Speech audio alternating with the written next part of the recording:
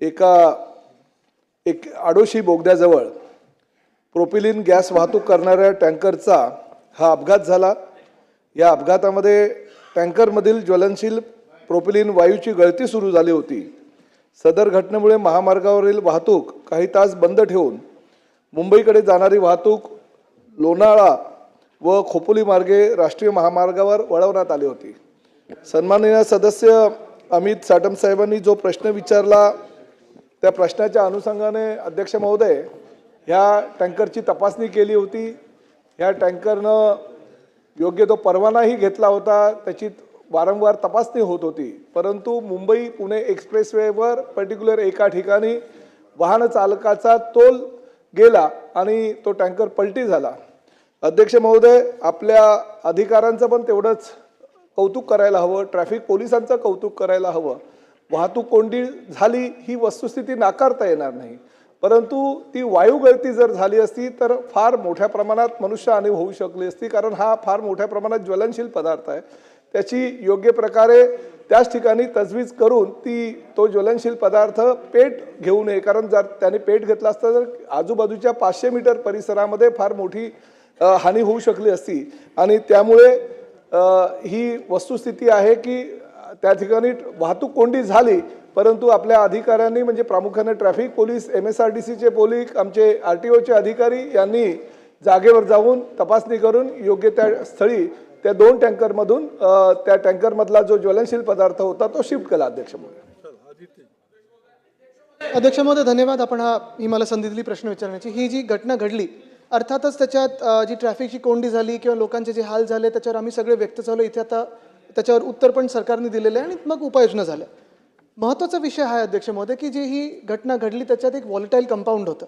माझा प्रश्न आहे मंत्री महोदयांना की अशा ज्या घटना कदाचित पुढे पण घडू शकतात, कारण आपल्याकडे जसं मुंबईतच HPCL आहे, BPCL आहे, एजीस आहे, सी लॉड अशा अनेक कंपन्या ज्यांची ही वाहतूक चालत असते आत वेगळ्या वेगळ्या शहरांमध्ये।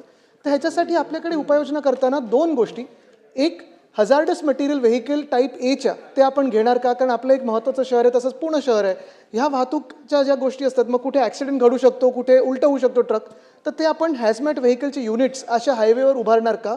आणि दुसरं म्हणजे जर टनलमध्ये आग लागली तर अर्थात फायर एक्सटिंग्विशर असतोच, पण तसे युनिट्स रिस्पॉन्ससाठी आत पण आपण त्याची सोय करणार का, कारण वेगळ्या वेगळ्या फायरसाठी वेगळ्या वेगळ्या गोष्टी असतात, कधी फोम असतो, कधी पाणी असतं, कधी सँड असते। तर ह्याच्यावर मंत्री महोदय लक्ष देऊन आपले MSRTCचे किंवा गृह खात्याचे हॅझमॅट आणि फायर एक्सटिंग्विशर युनिट्स तयार करणार का। मंत्री महोदय।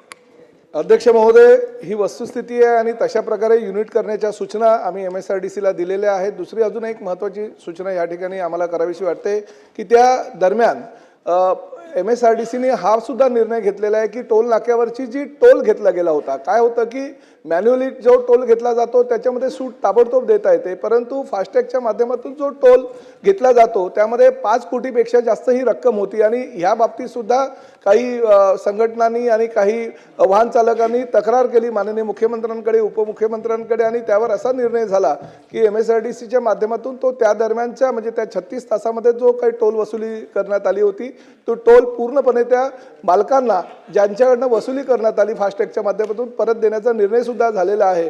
त्याचबरोबर पुढे जाऊन अजून एक माहिती आम्ही सभागृहाला देऊ इच्छितो अध्यक्ष महोदय की बाकीच्या मोठ्या मोठ्या काही देशांमध्ये अशा प्रकारे जर काही कुठली वायू गळती झाली किंवा काही अपघात झाले आणि त्यामुळे एकच मार्ग असेल आणि त्यामध्ये मोठ्या प्रमाणात जर वाहतूक कोंडी होत असेल तर असे काही जे टँकर्स आहेत, जे ज्वलनशील पदार्थ त्यामध्ये असतात, एअरलिफ्ट करून आपण ते नेऊ शकतो का याची सुद्धा चाचपणी MSRTCच्या माध्यमातून करण्यात येणार आहे। अध्यक्ष, गरज पडली तर अध्यक्ष महोदय ह्या ठिकाणी काही उपाययोजना अशा पद्धतीच्या करता येतात का जशा परदेशामध्ये आहेत त्याची सुद्धा पडताळणी MSRTCच्या माध्यमातून करण्यात येते। अध्यक्ष,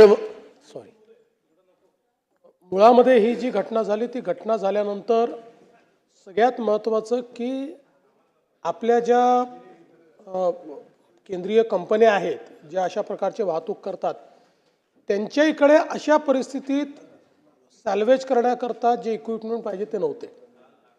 त्यामुळे यातनं आपल्याला एक नक्कीच ही शिक्षा मिळाली किंवा आपल्याला शिकवण मिळाली की अशा प्रकारे जेवढी वाहतूक होते त्या वाहतुकीच्या संदर्भात जर एखादा ॲक्सिडेंट झाला तर त्याला काय केलं पाहिजे याची SOPच नाही आहे.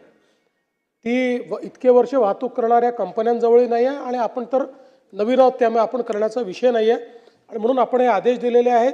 त्या कंपन्यांना देखील आपण सांगितलेलं आहे की जे वाहतूक करतात, कारण यातल्या बहुतांश कंपन्या केंद्र सरकारच्या कंपन्या आहेत, की त्यांनीही अशा प्रकरणी त्यांच्याकडे देखील हे इक्विपमेंट्स असले पाहिजेत रेस्क्यूचे, किंवा अशा पद्धतीनं जर टँकर लीक झाला तर काय करायचं, त्याला लगेच मोकळं कसं करायचं, आणि या परिस्थितीमध्ये पुढची जी SOP आहे ती SOP काय असली पाहिजे या दोन्ही गोष्टी ठरवण्याचे आदेश देखील आपण त्यांना दिलेले आहेत.